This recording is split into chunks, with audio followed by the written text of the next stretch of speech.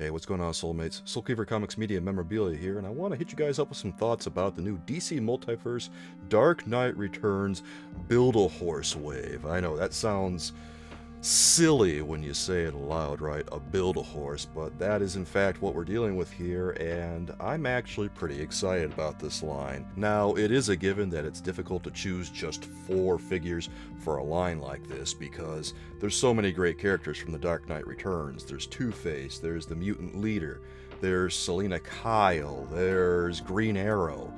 You know, all those characters would have been just as worthy of a spot here. I am a little surprised though, because I did see this wave listed on Wikipedia, and I thought the Build-A-Figure was going to be the Mutant Leader.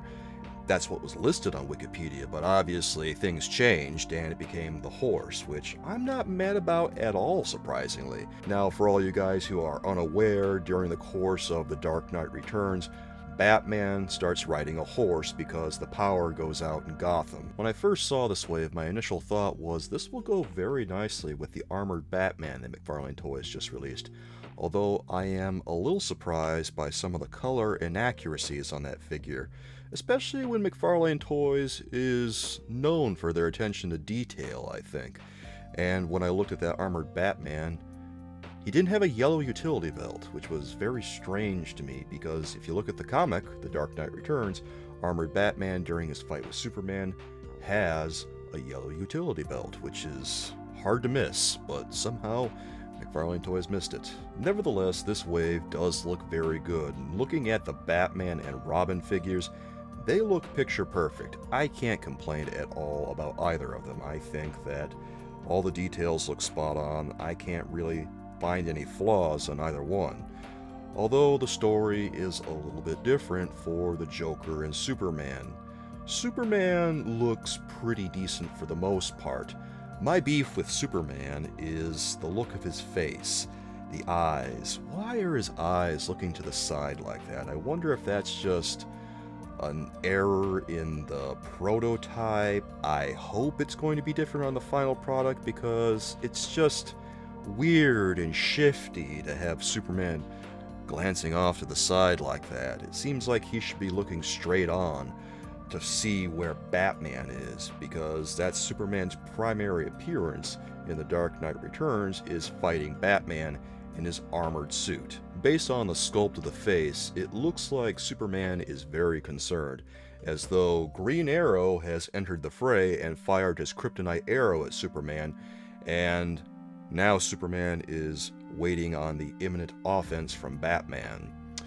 It's a bit of a risky head sculpt, that's for sure, because when I first think of Superman, even from The Dark Knight Returns, I think of that resting face, that noble face that we're so used to seeing from Superman, and I think I kind of like the way the face looks. It's a different look for him, but it's definitely one that I would expect to see from a Superman that knows that he's in a bit of trouble. The rest of the figure looks excellent. I have nothing to complain about with the rest of the body or any parts of it. It looks like there's some folds on the costume. It looks like the emblem is raised up a little bit. It's a little hard to tell because I haven't been able to find any close-ups of these figures, so I can't make definitive judgments right here, right now. Maybe it'll grow on me. Sometimes that happens. Sometimes unusual things happen on figures, and initially I go, ew.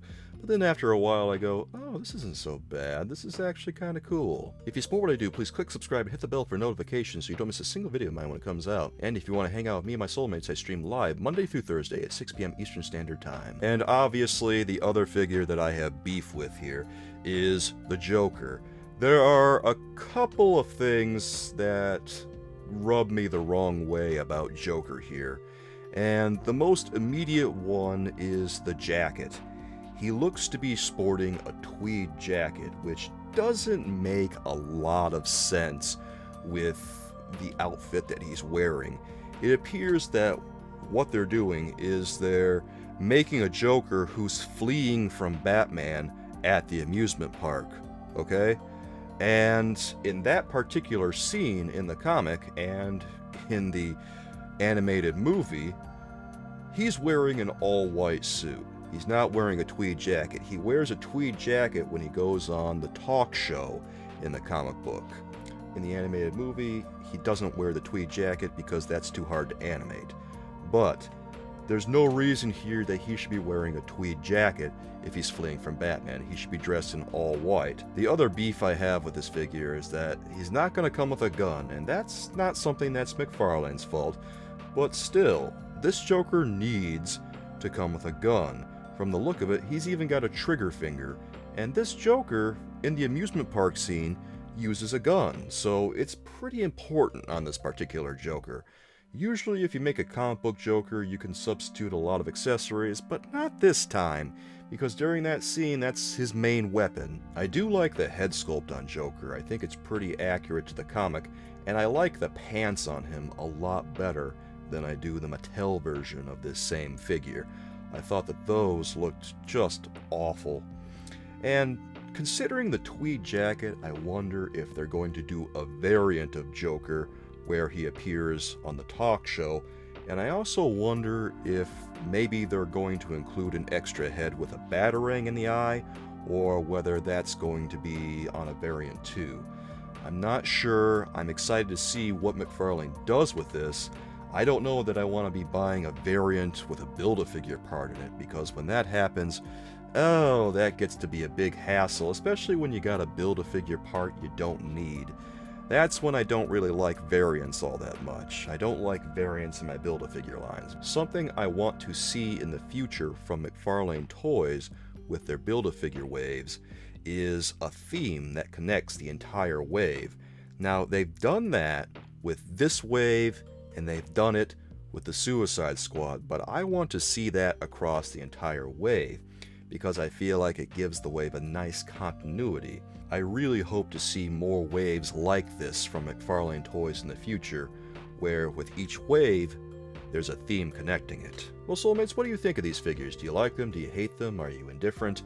Are you a big fan of The Dark Knight Returns, or maybe not so much? I don't know, guys. Let me know in the comments. I'd love to hear from you. If you support what I do, please click subscribe and hit the bell for notifications so you don't miss a single video of mine when it comes out. And if you want to hang out with me and my soulmates, I stream live on Twitch Monday through Thursday at 6 p.m. Eastern Standard Time. I'll be back again soon with some more thoughts about new comic book toy reveals. And until then, with love from me to you, bye-bye.